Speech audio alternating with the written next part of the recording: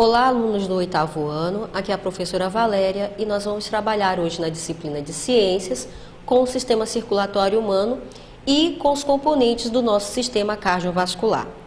Vocês devem lembrar que quando eu trabalhei com vocês sobre o sistema respiratório, eu falei para vocês que ele tinha a função de fazer as trocas gasosas. Apesar de todos os nossos sistemas serem interligados, então o respiratório está interligado com o digestório, que está interligado com o circulatório e com todos os outros sistemas, existe uma relação muito próxima entre o sistema respiratório, que vocês já estudaram, e também o sistema circulatório. Por que existe essa relação? Porque o sistema circulatório, como ele é um sistema de transporte, todos os gases que são trocados, eles precisam usar o sangue como meio de transporte para eles chegarem até as células, e o gás que é produzido nas células, eles também arrumarem um meio de transporte para serem carregados para fora do corpo. E quem vai fazer isso é o sangue, que é um dos componentes do sistema cardiovascular. Como eu coloquei aqui no quadro, vocês estão vendo aqui que eu coloquei que ele tem uma associação com os outros sistemas, principalmente com o sistema respiratório. E também a gente vai subdividir esse sistema circulatório em sistema cardiovascular e sistema linfático. O sistema cardiovascular, a principal função dele vai ser transporte. Transporte de quê? De nutrientes, transporte de substâncias, de gases. Qualquer tipo de substância para ela passar de uma célula para outra no nosso organismo vai depender desse sistema cardiovascular. E a gente vai ver quais são os componentes daqui a pouco. Além do sistema circulatório da parte cardiovascular, a gente também vai ter o sistema linfático, que a gente vai trabalhar mais para frente, que ele está relacionado com a nossa defesa. Ele vai produzir as células de defesa que a gente conhece como linfócitos, que atuam no combate das doenças em que a gente vai estar sendo exposto. Dentro da parte do sistema cardiovascular, a gente vai ter alguns componentes. A gente tem 3 estruturas principais. Nós teremos o sangue, que é o elemento que faz o transporte, os vasos sanguíneos, que seriam as nossas vias de transporte desse sangue, e teremos o coração, que seria como se fosse uma bomba. Sem esse coração, a gente não teria como fazer com que o sangue circulasse no nosso corpo. Lembra que a gente passa a maior parte do nosso tempo em pé. Então, existe uma diferença de pressão entre a parte de baixo e a parte de cima. E o coração, ele atua como uma bomba, levando esse sangue para circular tanto na parte de baixo do nosso corpo, quanto na parte de cima. Então, a gente vai ver aqui que dentro dos componentes do sistema cardiovascular, a gente tem esses 3 primeiros, sangue, vasos sanguíneos e coração, e existe uma subdivisão deles, porque cada um deles vai executar uma tarefa diferente. No caso do sangue, a gente vai ter o que a gente chama de elementos figurados do sangue. Esses elementos figurados do sangue, na verdade, são 4. A gente tem a parte líquida e a gente tem outros elementos que são elementos sólidos. Uma coisa curiosa com relação ao sangue é que se a gente vê ele sem nenhum tipo de equipamento, a gente vai achar que o sangue ele é uma mistura homogênea, a gente não consegue diferenciar esses elementos. A partir do momento que a gente utiliza equipamentos como o microscópio, a gente já começa a utilizar, a ver, na verdade, essas subdivisões, esses elementos que compõem o sangue. Olha só que interessante. A cor vermelha do sangue é dada por essas estruturas aqui, que a gente chama de hemácias ou glóbulos vermelhos. Da onde é que vem essa cor vermelha? Ela vem do ferro, que ajuda a formar a hemácia. Então, dentro da estrutura da hemácia, a gente vai ter o ferro. Ele vai ser extremamente importante para carregar os gases. Aqueles gases que eu tinha falado para vocês lá do sistema respiratório, o gás oxigênio e o gás carbônico, eles dependem desse ferro que está na hemácia para ser transportado para todas as células do corpo. Então, ele se combina com os gases para poder transportá-los. Os leucócitos, eles vão ser células de defesa, são os nossos glóbulos brancos. Eles, quando são produzidos, eles ajudam a defender o nosso corpo de agentes e micro-organismos que podem fazer mal para a gente.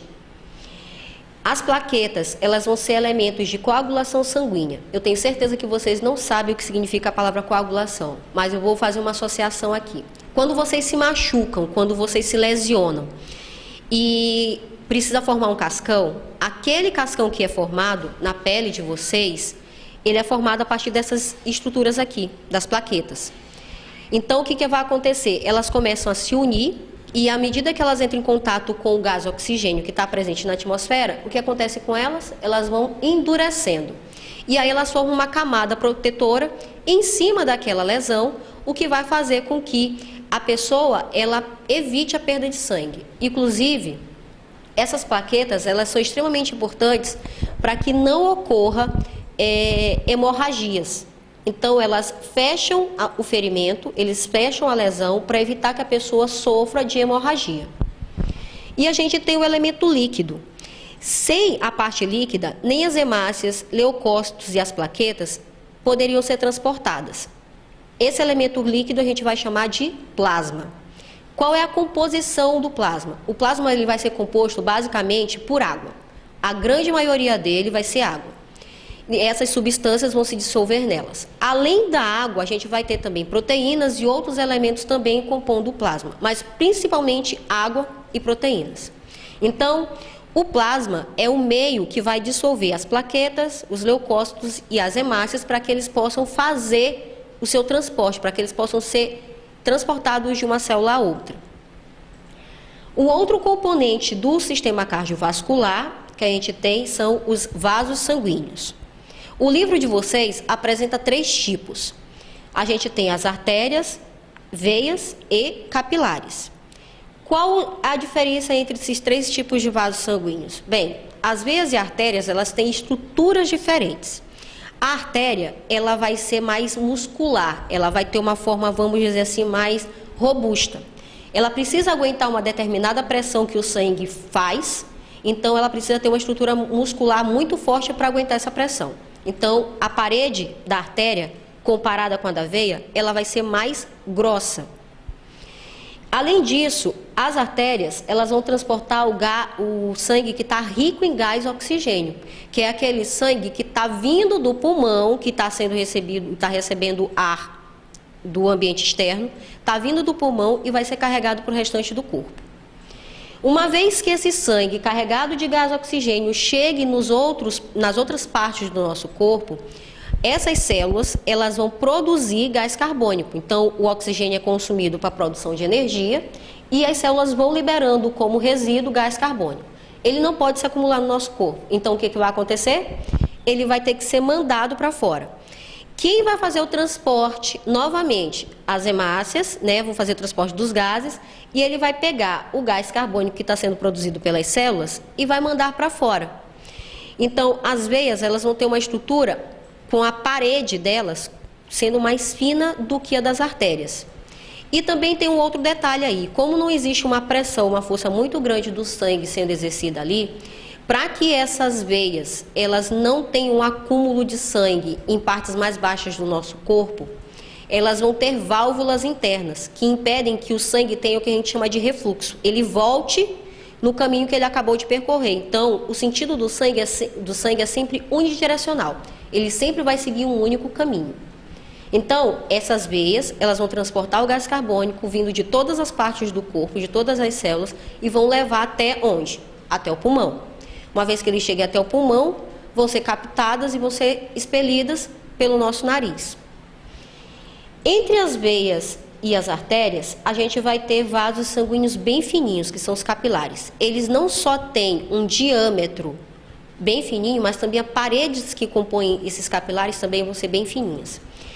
Isso vai ser importante para que eles possam fazer as trocas, as trocas gasosas. Então, quando chega numa determinada célula, num determinado órgão, é necessário que ocorra essa troca. Se a parede fosse muito grossa, com certeza ele não conseguiria fazer essa troca gasosa. Então, nesse caso, a parede dos capilares precisa bem fina para permitir essa troca. A gente já falou do sangue, a gente já falou dos vasos sanguíneos e agora a gente vai falar do coração. Sem o coração, o sangue não conseguiria ser transportado e ele pararia dentro dos vasos sanguíneos. Então, a função do coração é fazer o bombeamento desse sangue através dos nossos vasos sanguíneos. A gente vai ter um coração, como todos os outros mamíferos, um coração que é dividido em 4 cavidades. A gente tem 2 átrios e 2 ventrículos. Os átrios são os canais de entrada do sangue e os ventrículos os canais de saída. E a gente tem um músculo cardíaco, que vai ser chamado de miocárdio. Esse miocárdio ele vai ser alimentado da mesma forma que todos os outros músculos e células do nosso corpo, sendo que esse músculo cardíaco ele tem uma característica bem interessante. Ele é um músculo que ele não tem estrias, ele tem um movimento que a gente vai dizer que é voluntário. Involuntário, aliás. Por que involuntário? Porque ele vai bater independente da nossa vontade. Então, existe uma informação nervosa, do sistema nervoso, para dizer como é que deve ser mantido esse ritmo cardíaco, como o nosso músculo cardíaco deve funcionar. E o ritmo de batimento dele é o que determina como esse sangue vai ser bombeado através do nosso corpo. Isso é tudo. Agradeço a oportunidade. Até a próxima.